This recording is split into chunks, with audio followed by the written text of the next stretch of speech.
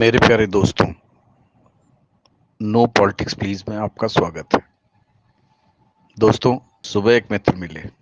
ही बातों बातों में चुनाव पर चर्चा चालू हुई तो बोले, इस बार जनता जो है वो मोदी योगी को सबक सिखा देगी।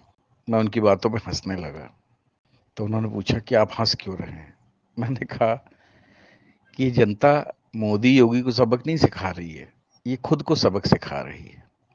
और यही सबक सिखाते सिखाते हम जो है पूरी दुनिया से सिमटते सिमटते सिर्फ इस देश में बचे हैं, वो भी 20 राज्यों में बहुसंख्यक हैं।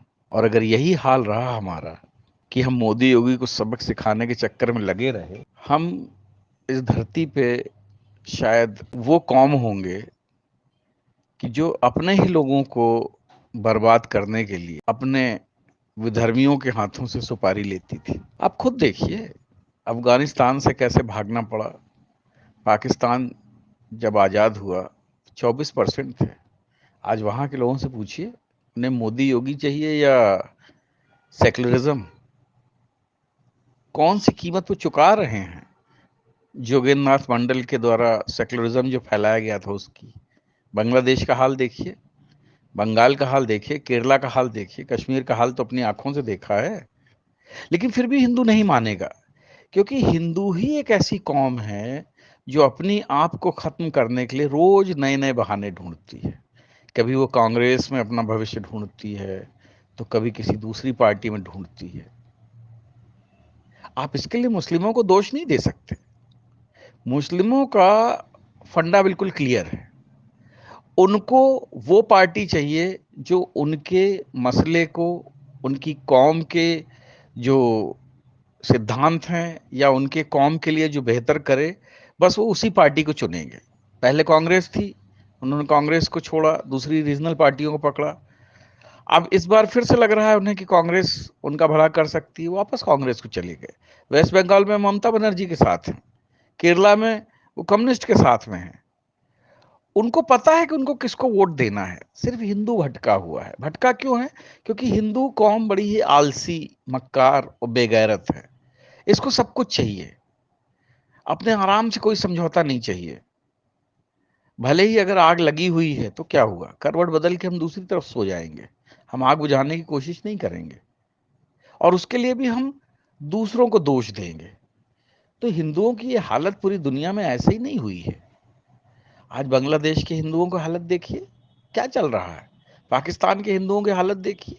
और तो और छोड़िए, यहाँ पे जितने भी मुस्लिम मोहल्ले हैं उनमें हिंदुओं की हालत देखिए। हिंदू एक दिन नहीं टिक पाता है, मकान बिकाऊ है कह के लिखता है और भाग लेता है। अगर सेक्युलरिज्म इतना अच्छा है और अगर कांग्रेस इतनी अच्छी है, तो फिर क्यों अब 70 सालों में जो है हमारे देश की ये हालत हो गई। लेकिन हिंदू नहीं समझेगा। उसको तो अभी भी उम्मीद है कि राहुल गांधी 1 लाख रुपए खटाखट देंगे, सारी फसलों पे एमएसपी मिल जाएगा, सारे कर्जे माफ हो जाएंगे, सबको जो है हर तरीके से, महिलाओं को, बेरोजगारों को, सबको जो है गारंटी मिलेगी।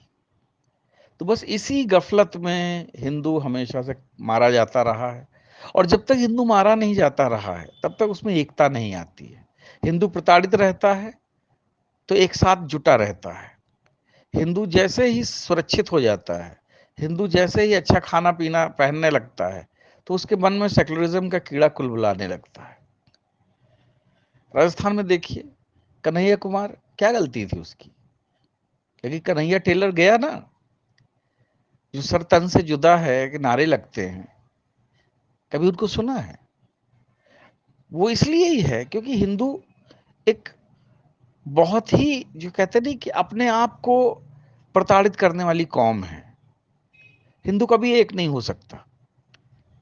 हिंदू इतने रास्ते खोज लेता है बिखरने के, चाहे कोई भी आ जाए। हिंदू कोई ना कोई रास्ता जरूर निकाल लेगा ताकि दूसरे उस पर आक्रमण कर सके, उसको बेवकूफ बना सके, उसको लूट सके, उसकी पुश्तों को खा सके। यही हिंदुओं की नीति रही है और इसी कारण से हिंदू खत्म होता चला गया है। स्वाति मालीवाल का मसला आया, लोगों ने स्वाति मालीवाल को ही गालियां देना शुरू कर दिया। कोई ये नहीं कह रहा कि उसके ऊपर हमला हुआ, एक महिला के ऊपर हमला हुआ है। और कहने वाले कौन है? हिंदू हैं। मोदी योगी को ज्यादातर गालियां देने वाले कौन हैं? हिंदू हैं। मुस्लिम अपनी कौम के प्रति सच्चे हैं, ईमानदार हैं, उनको पता है उनको किसको वोट देना है, किसके साथ जाना है। उन्होंने अपना स्टैंड नहीं बदला। स्टैंड सिर्फ हिंदू बदलता है, क्योंकि हिंदू लालच में फंसा हुआ है। हिंदू को सब कुछ चाहिए, बस उसको काम ना करना पड़े। कभी किसी मुस्लिम को आपने नौकरी के लिए आंदोलन करते हुए नहीं देखा, आरक्षण के लिए आंदोलन करते हुए नहीं देखा। हमारे नेता ही उनको देने चले आते हैं। बट हिंदू जरूर इन चीजों के लिए, आरक्षण के लिए, नौकरी के लिए आंदोलन करता हुआ घूमेगा, और उसको मिलेगा कुछ नहीं। क्योंकि अगर कांग्रेस को देना होता तो कर्नाटक में, हिमाचल में, तेलंगाना में अब तक एमएसपी भी दे चुकी होती, नौकरी भी दे चुकी होती, 1 लाख रुपए महीने भी दे चुकी होती, जो कि इनका गारंटी योजना है। लेकिन फिर भी हिंदू बिकेगा, क्योंकि पता है हिंदुओं से ज्यादा बिकाऊ कोई कौम नहीं है। दोस्तों, इस गफलत में मत रहना कि आप मोदी योगी का कुछ बिगाड़ रहे हो, या आप अपनी आने वाली जनरेशन्स का जो है समय बिगाड़ रहे हो। और इसका असर आपको बहुत जल्दी दिखाई देगा अगर कांग्रेस या कोई दूसरे अन्य दलों की सरकार आती है। तब फिर रोते रहना, अगले 5 साल तक तड़पते रहना, जैसे कि दूसरे राज्यों में जो हिंदुओं की हालत हो रही है, और ये मकान बिकाऊ है कह के निकल जाना। जय हिंद, जय भारत।